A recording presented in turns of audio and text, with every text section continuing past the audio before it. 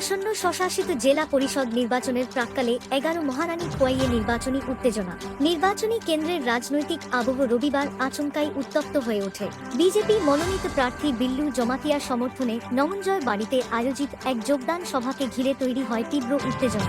অভিযোগ, সভা বানচাল করতে রাস্তায় অবরোধ গড়ে তোলেন তিপ্রা মথা দলের কর্মী সমর্থকরা। ফলে কিছু সময়ের জন্য আটকে পড়েন জনজাতি কল্যাণ দপ্তরের মন্ত্রী বিকাশ দেব বর্মা এবং প্রার্থী বিল্লু জমাতিয়া। পরিস্থিতি ক্রমশ উত্তপ্ত হয়ে উঠলেও পরে প্রশাসনিক হস্তক্ষেপে অবরোধ সরানো হয়। উত্তেজনাপূর্ণ এই পরিস্থিতির মধ্যেই রাজনৈতিক সমীকরণে দেখা যায় অন্য ছবি। তিপ্রা মথার নেতা অজিত দেব বর্মার উপস্থিতিতেই দল ত্যাগ করে 23টি জন ভোটার বিজেপির পতাকা তোলে যোগ দেন।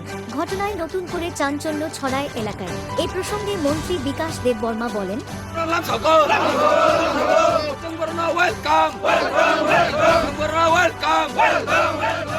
এ ধরনের অবরোধ বা বাধা সৃষ্টি করে বিজেপির অগ্রযাত্রা রোখা যাবে না।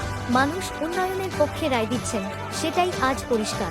ঘটনাকে কেন্দ্র করে এলাকায় চাপা উত্তেজনা বজায় থাকলেও বড় ধরনের অশান্তির খবর মেলেনি।